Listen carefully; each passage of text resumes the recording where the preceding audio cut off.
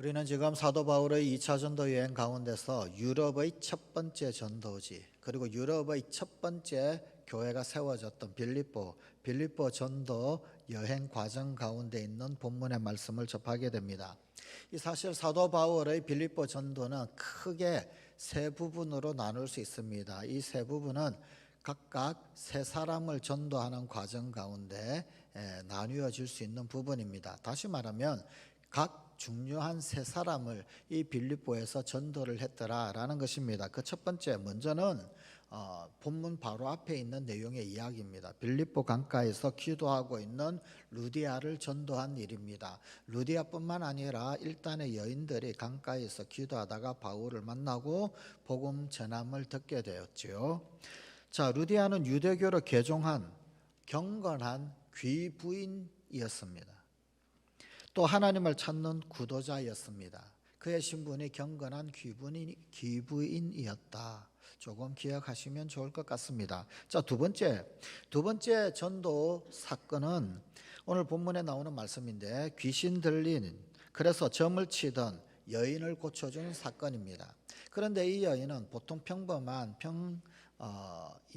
평인의 신분이 아니라 하인의 신분이었습니다. 귀신에 들려서 귀신이 시키는 대로 점을 치고 또 귀신의 하수인 역할을 했던 뿐만 아니라 이 계층, 사회적 계층적 신분으로 볼 때에도 최하위 계층에 속했던 여자 종이었습니다. 세 번째는 감옥에서 간수들에게 전도를 한 사건입니다. 이 간수는 사회적 계층으로 보자라고 한다면 중류층의 사람입니다. 평민이다. 요즘 말로 하면 아주 평범한 직장인이다 라고 할 수가 있습니다. 참 공교롭게도 사도 바울의 이 빌립보 전도는 위로부터 귀부인, 귀족층의 사람들로부터 해서 저 아래로는 하인, 종의 계층에까지 각각 모든 사람들을 만나서 복음을 전했더라는 것입니다.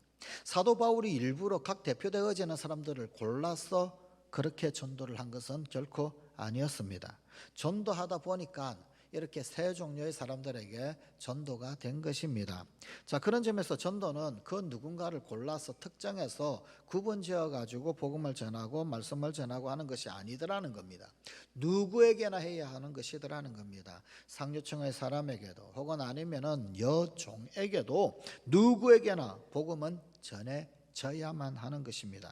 자, 그런데 참 놀라운 사실은 이 잘 어울릴 것 같지 않은 귀부인으로부터 하여서 저 여종에 이르기까지 이 세 사람을 중심으로 해서 이 빌립보 교회가 세워지게 되었더라. 그리고 이 교회는 사도 바울의 복음 증거에 아주 강력한 후원 교회가 되었더라라는 것입니다. 오늘 우리에게 주신 이 하나님의 말씀은 바로 이 빌립보 전도에 있어서 두 번째 그리고 세 번째 전도에 대한 사건 내용을 우리에게 보여주고 있습니다. 자, 그 가운데서 특별히 빌립보 감옥의 간수를 구원한 사건을 강조해서 보여주고 있습니다.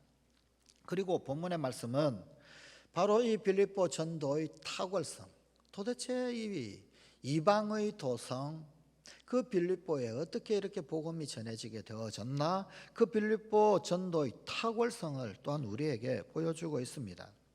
오늘날 우리는 전도가 참 어렵다 이렇게 이구동성으로 말을 합니다. 그런 시대를 살아가고 있습니다. 그런데 한 번 더 가만히 생각해 보면 사실은 전도가 어렵지 않은 때는 교회 역사상 단 한 번도 없었습니다. 교회 역사 2000년 동안 전도가 쉬웠던 때는 한 번도 없었어요. 전도는 늘 어려웠던, 늘 힘들었던, 그러나 반드시 수행해야만 할 사명이었었습니다. 쉽지 않은 전도, 그러나 오늘 우리에게 주신 이 하나님의 말씀이 보여주는 이 사도 바울 팀의 빌립보 전도의 탁월성은 무엇이었을까요? 어떻게 이렇게 이 빌립보에서 귀부인으로부터 중류층의 사람 그리고 저 여종에 이르기까지 이 모든 사람들이 복음 전함을 듣게 되었고 하나님은 그들을 부르셔서 교회를 이루게 하셨다. 어떻게 이런 일들이 일어났을까요? 어떻게 하나님은 이렇게 복음이 전파되도록 바울을 사용하시고 바울 전도팀을 사용하셨을까요? 먼저는 이 빌립보 전도의 탁월성은 그 지역을 장악하고 있는 귀신을 제압하는 것이었더라라고 하는 것입니다. 루디아를 전도한 바울 일행 그들은 이 루디아의 집에 머물면서 빌립보 전도를 계획했던 것 같습니다. 그리고 또 실행에 하나씩 옮겼던 것 같습니다. 여전히 그들은 기도하는 곳에 갔습니다. 기도하는 곳에 가다가 그만 그 길에 귀신 들린 여종을 만나게 되었는데 이 여종은 참으로 점을 잘 쳤습니다. 그래서 주인에게 많은 일을 안겨다 주는, 많은 돈을 벌게 해주는 빌립보에서 아주 유명한 사람이었습니다. 이 여종이 그런데 바울 일행을 따라오면서 자꾸만 소리를 지르는 거예요. 뭐라고 소리를 지르느냐면 이렇게 말을 합니다. 본문 17절입니다. 이 사람들은 지극히 높은 하나님의 종으로서 구원의 길을 너희에게 전하는 자라. 그런데 이 말을 들은 바울이 심히 괴로워했다라고 성경은 기록하고 있습니다. 한번 쉽게 생각해 보십시다. 편하게 쉽게. 점을 정말로 잘 치는, 그래서 아주 유명한 그런 점쟁이가 그 동네에서, 그 마을에서, 그 빌립보에서 그야말로 인정받는 그런 점쟁이가 많은 사람들이 그래서 그의 말을 신뢰하고 점을 치러 오는데 그런 사람이 바울 일행을 졸졸졸 따라다닙니다. 그러면서 지극히 높은 하나님의 종이라고 그렇게 이야기해 주면 여러분 어떨까요? 이건 복음 전하는데 굉장히 유익하지 않을까요? 이 여종이 바울 일행을 선전하면 오히려 전도에 유리한 면이 있지 않을까요? 또 혹은 도움이 되지 않았을까요? 그런데 바울은 왜 괴로워했다라고 성경은 그렇게 기록하고 있을까요? 뿐만 아니라 결국은 괴로워하다가 그냥 그 귀신을 쫓아내어 버렸다란 말입니다. 왜 그랬을까요? 두 가지 생각해 볼 것이 있습니다. 하나는 이것을 말하는 귀신, 그 귀신이 바울과 혹은 아니면 하나님과 대등한 관계가 될 수 있기 때문입니다. 소위 같은 레벨에서 맞짱 뜨고 이야기한다는 말이에요. 대등한 관계 가운데서 하나님의 종, 그 하나님의 종을 알아보는 나 귀신, 그러면서 묘하게 대등한 관계에서 주거니 받거니 하게 되어지는 그런 관계 설정이 되더란 말입니다. 다른 하나, 귀신 들린 여종은 지금 하나님을 높이는 것이 아니라 바울을 높이고 있기 때문입니다. 높임을 받으셔야 할 유일한 분은 하나님이십니다. 그런데 하나님 한 분밖에는 높임 받으셔야 할 분이 없는데, 그런데 이 귀신은 하나님이 아니라 바울을 자꾸 드러내는 거예요. 바울을 자꾸만 강조하는 거예요. 바울을 강조해서 높이고 있었더라라는 것입니다. 성관가족 여러분, 사탄은 광명의 천사로 자신을 가장합니다. 처음부터 복음을 대적하고 바울을 대적하고 또 하나님을 대적하는 적그리스도가 처음부터 되는 것이 아닙니다. 처음에는 아주 그럴듯하게, 처음에는 하나님을 위하고 처음에는 바울을 위하는 것 같이 합니다만 나중에는 하나님을 대적하고 복음을 대적하는 자가 되는 것입니다. 그게 광명의 천사 사탄의 행로입니다. 광명의 천사로 가장한 사탄의 그 뒤에 있는 의도, 그 의도를 잘 깨닫고 그 결말을 주의해서 보는 것이 중요합니다. 귀신은 귀신입니다. 귀신은 어쩔 수 없는 귀신입니다. 하나님을 대적하는 사탄의 하수인입니다. 귀신은 우리에게 결코 좋은 결과를 가져다 주지 않습니다. 그러기에 귀신은 당연히 예수 그리스도의 이름으로 쫓아내어야 합니다. 바울은 바로 그 사실을 알고 그 귀신에게 명령합니다. 본문 18절입니다. 예수 그리스도의 이름으로 내가 네게 명하노니 그에게서 나오라.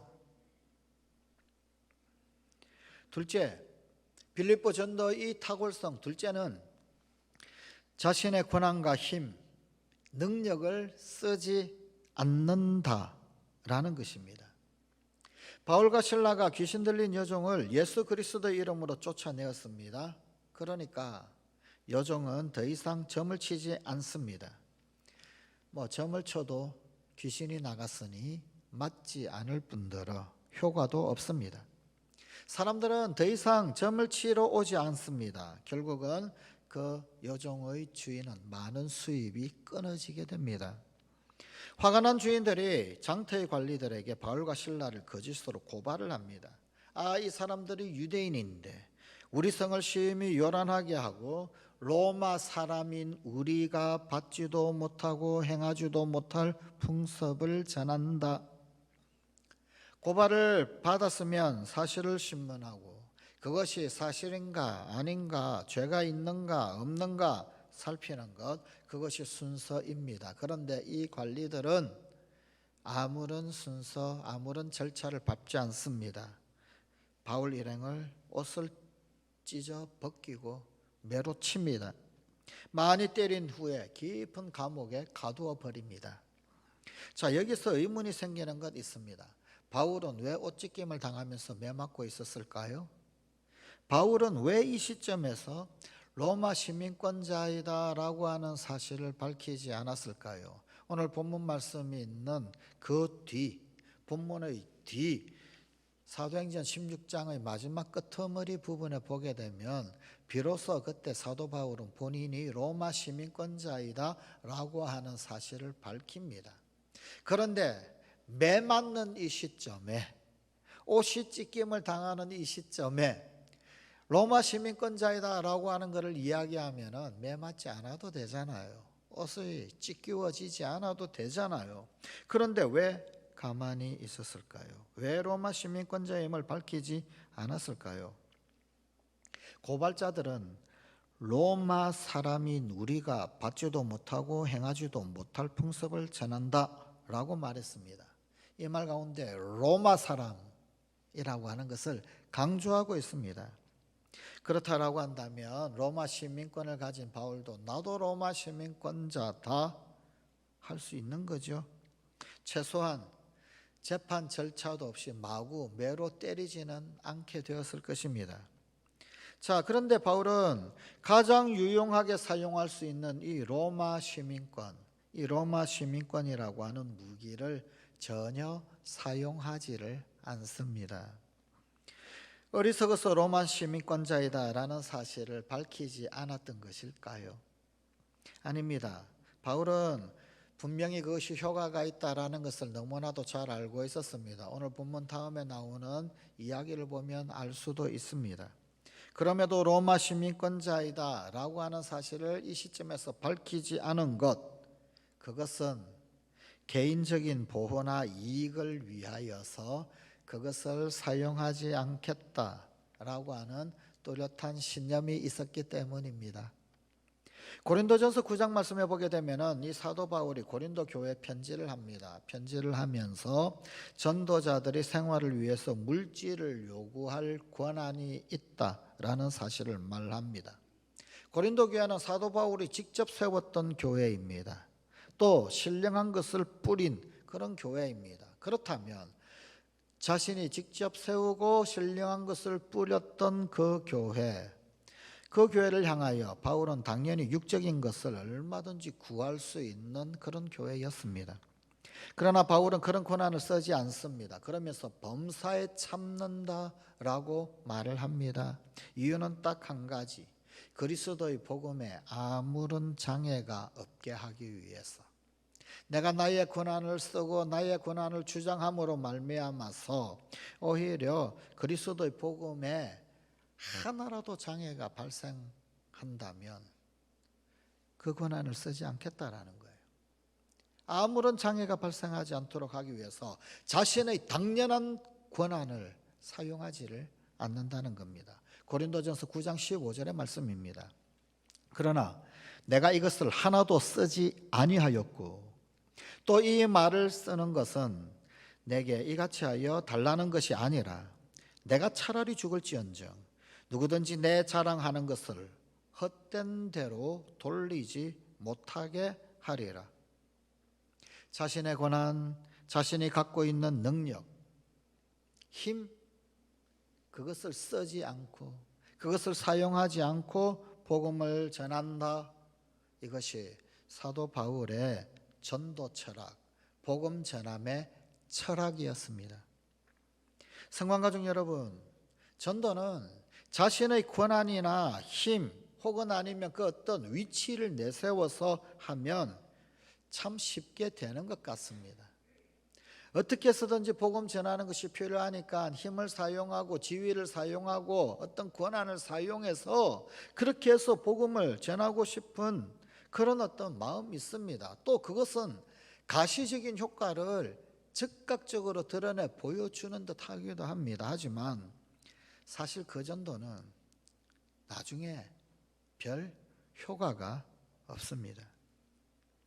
제국주의 시대 때 유럽에서 파견된 선교사들, 그들이 복음을 전할 때, 각 대륙으로 나가서 복음을 전할 때 사실 그들은 강력한 군사력과 함께 복음을 전하는 일이 많았습니다. 힘의 절대 우위 가운데서 성경을 내밀고 복음을 들고 십자가를 내미니 많은 사람들이 십자가 앞에 엎드렸고 많은 사람들이 예수 믿었고 많은 사람들이 교회당에 나와 모였습니다. 군사력 앞에 쉽게 복음의 문은 열렸습니다. 혹 그럴지 몰라도 그 결과는 좋지 않았습니다. 오히려 후에 세계의 역사는 또 그리고 심지어 교회사는 선교사들의 그 사역이 제국주의의 앞잡이 노릇을 했다라고 폄훼되어서 평가되기도 했습니다. 우리가 어떤 권한이나 힘을 가지고 복음을 전하는 것, 그것은 참 쉬운 방법으로 우리에게 많이 유혹으로 다가옵니다. 힘을 사용하고 지위를 사용하고 권한을 사용하면 그러면은 효과가 즉각적으로 나타날 것 같은 그런 유혹이 끊임없이 우리를 손짓을 합니다. 그러나 2000년 교회의 역사는 지위나 힘, 어떤 권한을 사용해서 복음 전함으로 말미암아 그 효과가 끝까지 지속된 것을 단 한 차례도 보여주고 있지를 않습니다. 오늘날 제3세계 국가 가운데서는 참 안타깝게도 서양인 선교사, 전 세계에서 가장 많은 선교사를 파송하는 나라는 미국이지요. 미국 선교사, 그런 사람들보다도 한국인 선교사를 더 선호합니다. 오히려 서양인 선교사는 적당한 거리를 두는 그런 모양새가 꽤 많이 있습니다. 왜 그러냐는 거죠. 제국주의 역사와도 관계가 있습니다. 한국인 선교사들은 왜 다른 나라 사람들보다 좀 더 환영을 받을까요? 이유는 아주 간단합니다. 똑같은 제국주의 시대에 핍박받고 압박받고 정복당한 사람들, 민족, 나라이기 때문입니다. 압박받았던 나라, 정말로 처절하게 제국주의에 의해서 유린을 당해봤던 그 경험을 고스란히 가지고 있는 나라, 민족, 사람. 그런데 그런 사람들이 예수 그리스도의 복음으로 말미암아서 다시 일어서고 부흥케 되고 그리고 예수 복음만이 살 길이라고 다시 외쳐오는데 그것을 외치는데 묘한 동지의식을 느끼는 거예요. 우리처럼 정복당했던 사람들, 우리처럼 처절한 핍박을 받았던 사람들. 실제로 한국 선교사가 좀 더 환영받는 것은 선교 현장 가운데서 사실입니다. 현재 사실입니다.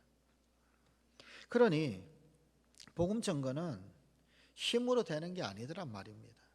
권력으로 되는 것이 아니더라라는 말입니다.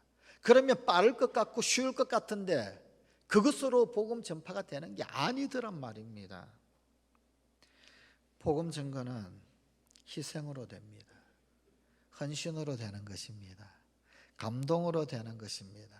함께 아파함으로 되는 거더라. 이것을 알기에 바울은 로마 시민권자이다라는 그의 권한을 사용하지 않았습니다. 로마 시민권자라는 사실을 밝히지 않았습니다. 그저 온갖 고난을 다 당하였습니다. 이 빌립보 전도의 탁월성 세 번째는 고난 중에 주님을 바라보는 것입니다. 심한 매를 맞고 깊은 감옥에 갇히고 심지어 착고까지 채워져 있는 상황, 바울과 실라는 얼마나 절망적이었을까요? 야, 내가 예수 믿는다고 또 나조차고 이것 하는 것도 아니고 복음 전하는 것이 나를 위해서 하는 것도 아닌데 왜 주님은 우리를 매맞게 만들고 감옥에 집어넣어 두시는가? 억울하고 원통하지도 않을까요? 바울과 실라가 얼마나 절망적이었겠습니까? 그런데 그 상황 가운데 바울과 실라는 절망의 구름통에 빠져 있는 것이 아니라 오히려 깊은 밤, 깊은 감옥에서 깊은 기도와 깊은 찬송을 오히려 하나님 앞에 올려드리더라. 그 절망적 상황에서 오히려 주님을 바라보고 있더라라는 것입니다. 여기에도 하나님의 뜻이 있고 여기에도 하나님의 계획하신 섭리가 있을 것이다. 그 믿음으로, 그 확신으로 기도합니다. 그리고 찬송합니다. 그런데 그 모습을 다른 제수들 옆에서 또 다른 사람들이 다 보고 있습니다. 다 보고 듣습니다. 들었다라고 성경은 표현하고 있습니다. 그때 다른 제수들의 표정이 어땠을까요? 혹은 그들의 생각은 어땠을까요? 혹 어떤 제수는 그랬을런지도 모르겠어요. 저런 미친놈들, 별 미친놈들이 들어왔네.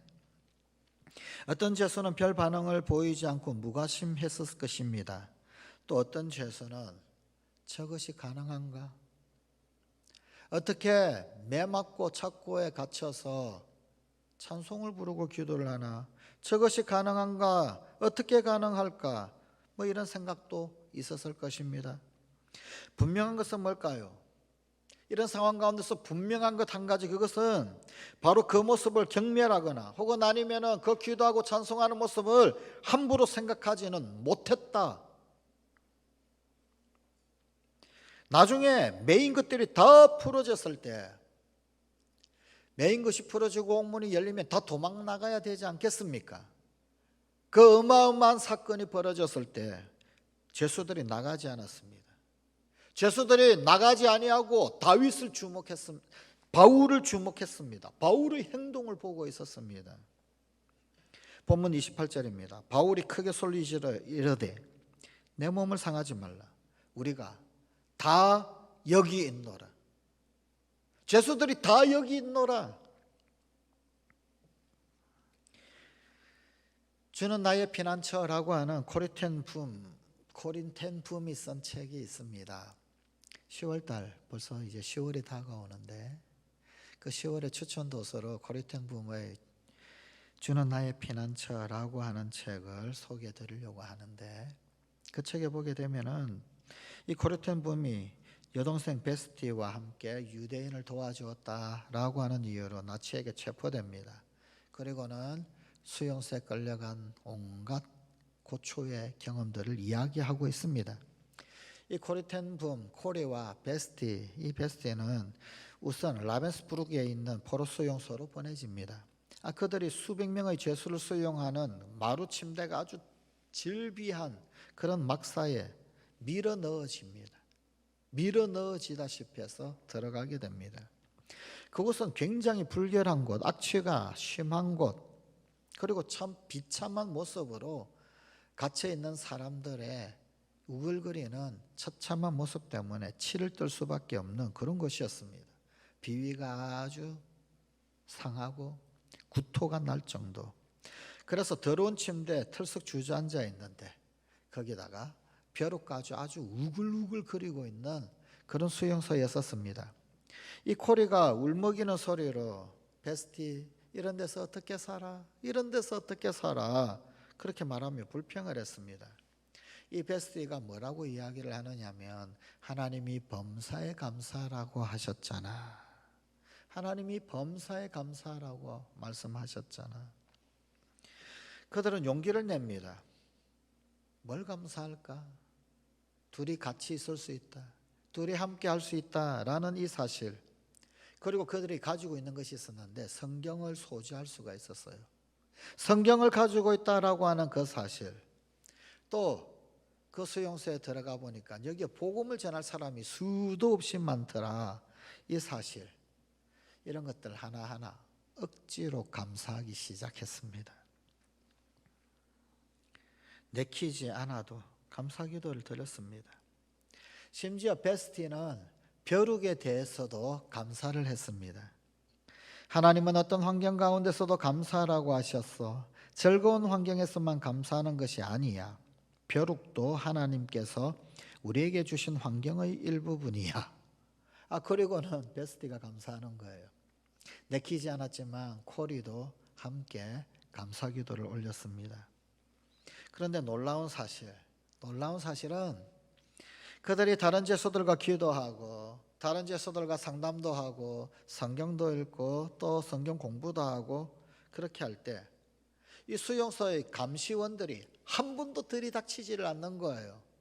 이 감시원들이 저지하지를 않는 거예요. 그런데 알고 보니까 그 이유가 뭐냐면 벼룩 때문이었습니다. 감시원들이 벼룩 때문에 막사 안으로는 아예 들어오기를 꺼려했던 거예요. 그 벼룩 때문에 마음껏 예배하고, 그 벼룩 때문에 마음껏 성경 읽고, 그 벼룩 때문에 마음껏 또 다른 사람들에게 성경을 가르칠 수 있었던 겁니다. 성관가족 여러분, 바울, 코리텐범, 그들로 하여금 어떤 환경에서도 감사하며 즐거워하게 하신 하나님, 그 하나님은 우리도 그러기를 원하십니다. 우리 역시 그러하기를 원하신다, 그 말입니다. 우리는 하나님께서 주신 좋은 것들에 대하여서 감사할 뿐만 아니라 하나님께서 우리가 겪고 있는 어려움으로부터 좋은 것 주시리라 믿고 확신하면서 감사와 기도 생활해야 합니다. 그때 복음이 빛을 발합니다. 복음의 능력이 그때 나타납니다.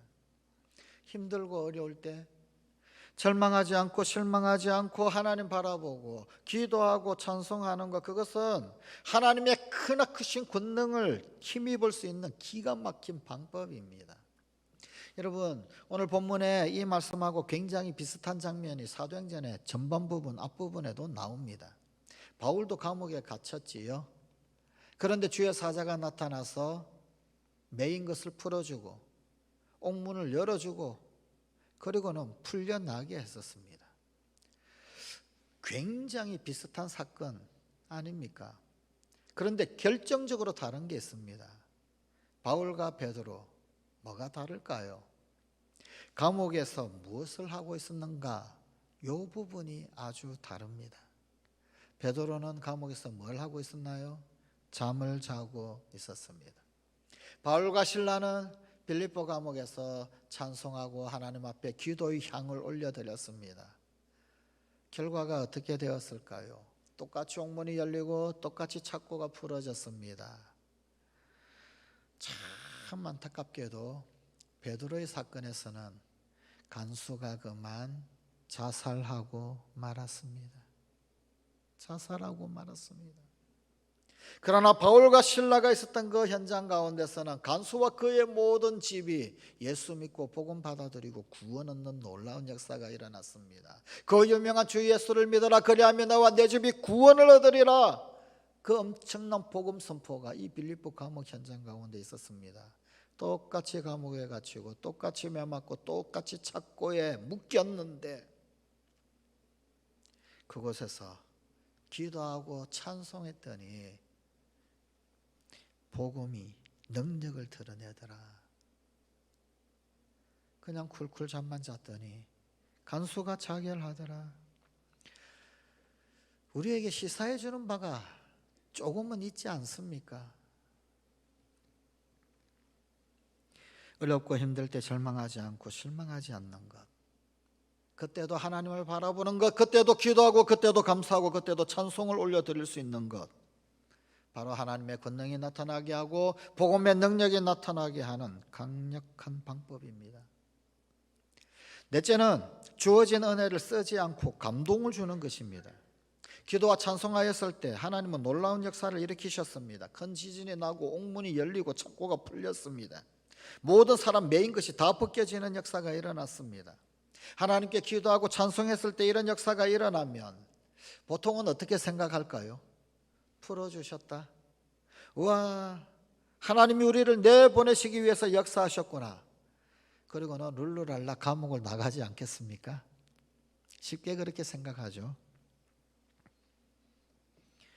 그런데 바울 일행은 감옥을 나가지 않았습니다. 그냥 앉아 있었습니다. 놀라운 눈으로 바울과 실라를 바라보고 있던 다른 죄수들, 그들도 나가지 못합니다. 왜 안 나갔겠습니까?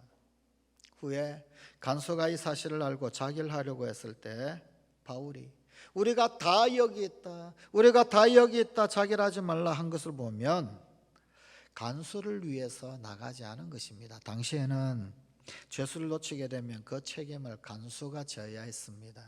죄수가 하나라도 도망가면 그 값을 간수가 치르는데 목숨으로 치릅니다. 어차피 상관이 죽인단 말이죠. 죽임 당하기 전에 내가 그냥 내 스스로 죽어야 되겠다. 그래서 지금 자결 하려고 하는 거예요. 그래서 베드로 때도 간수가 그냥 자결을 해버린 겁니다. 그런데 바울 일행은 감옥을 나가지 않고 그냥 앉아 있었습니다. 놀라운 눈으로 바울과 실라를 바라보고 있던 그런 어떤 다른 죄수들 가만히 다 있었단 말이죠.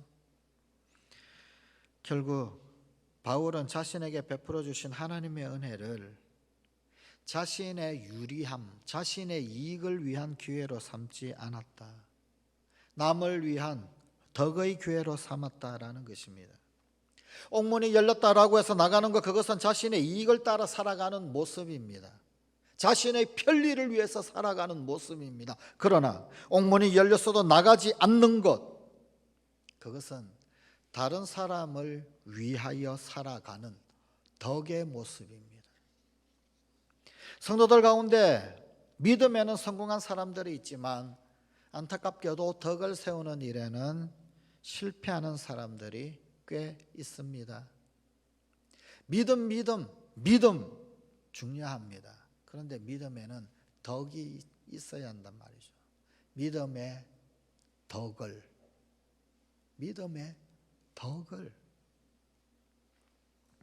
우리가 현실에서 덕이냐 갈등할 때 많습니다. 우리의 생활 패턴이 워낙 덕을 취하는, 어떤 이덕을 취하는 그런 패턴에 익숙해져 있기 때문에 이덕에 의해서, 덕에 의해서 움직인단 말이죠. 그러나 진정 복음 전하는 자, 진정 그리스도인, 진정 제자들은 덕이 아니라 덕을 추구하는 삶이 되어야 합니다. 그래야 복음이 능력을 발휘할 수 있습니다. 이것이 전도 대상자를 감동시키고 구원의 역사를 일으키는 것입니다. 간수가 자다가 깨어보니까 감옥이 다 열렸습니다. 당연히 죄수들이 도망갔을 것이다 라고 생각하고 죽임 당하기 전에 먼저 자결하자, 내가 죽는 것이 낫겠다 생각하고 엎드러지려고 합니다. 그때 바울이 소리를 지릅니다. 내 몸을 상하게 하지 말라, 우리가 다 여기 있다. 이 말을 들은 간수는 얼마나 놀랐겠습니까? 그리고 얼마나 감동이 되었겠습니까? 아니 이 사람들 어떤 사람이기에, 아니 이 사람들이 도대체 누구기에 감옥문이 다 열렸는데도 도망가지 않고 그대로 앉아 있는가? 그 감동 때문에 무릎을 꿇고 엎드려서 내가 어떻게 하여야 구원을 받을 수 있겠습니까? 그렇게 묻습니다. 여러분, 이 땅에 수많은 사람들이 복음을 향하여서 내가 어떻게 하여야 구원을 받을 수 있겠습니까? 라고 묻는 경우는 어떤 경우일까요? 우리가 덕을 세울 때입니다. 우리가 덕에 따라서 행동하는 것이 아니라 덕을 세우며 살아갈 때 그들은 우리가 어떻게 하여야 구원을 받을 수 있겠습니까? 그때 우리에게 질문을 던집니다. 그 간수를 향하여서 주 예수를 믿어라.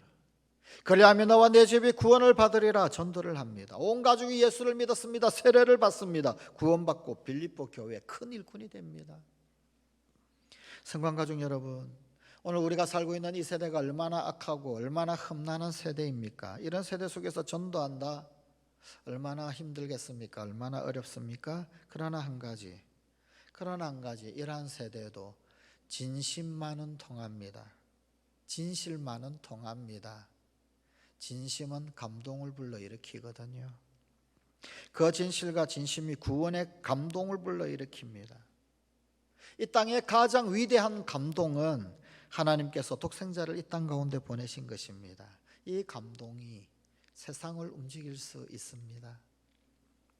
구원의 감동을 불러일으키는 우리 성관가족이 되십시다.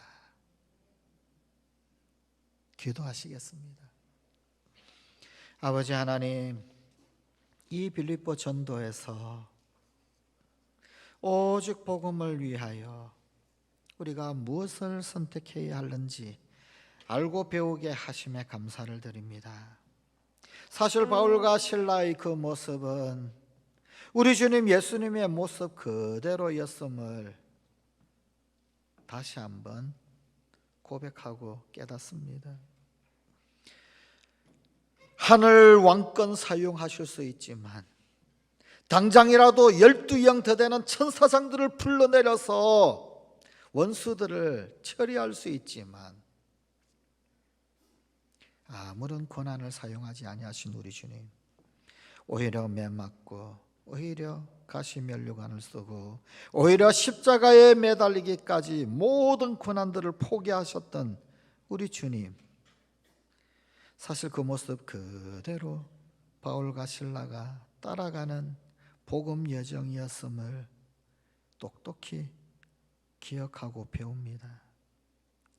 우리 사랑하는 성관 가족들도 오직 복음, 오직 그 복음이 드러나는 그런 우리 성관 가족들 되게 하여 주시옵소서. 시민권 주장할 수 있지만 오직 하늘에 있는 시민권을 귀히 보고 그 하늘에 있는 시민권을 주장하였던 바울 일행들처럼 우리가 이 땅 가운데 거룩한 복음으로 구원의 감동 가운데 살아갈 때 오히려 저 하늘 시민권이 더욱더 크게 새겨지고 크게 드러나는 우리 사랑하는 모든 성관 가족들이 다 되게 하여 주시고, 오늘도 이 땅 가운데서 구원의 감동을 불러일으키는 우리 성관 가족들이 되게 하여 주시고, 오직 복음을 향한 진실과 진심이 통하는 이 세상 가운데 구원의 감동 불러일으키는 하나님께서 독생자를 이 땅 가운데 보내신 그 거룩한 메시지를 온전히 드러내는 우리 성관 가족들이 다 되게 하여 주시옵소서. 우리 주 예수님 이름으로 기도드리옵나이다. 아멘.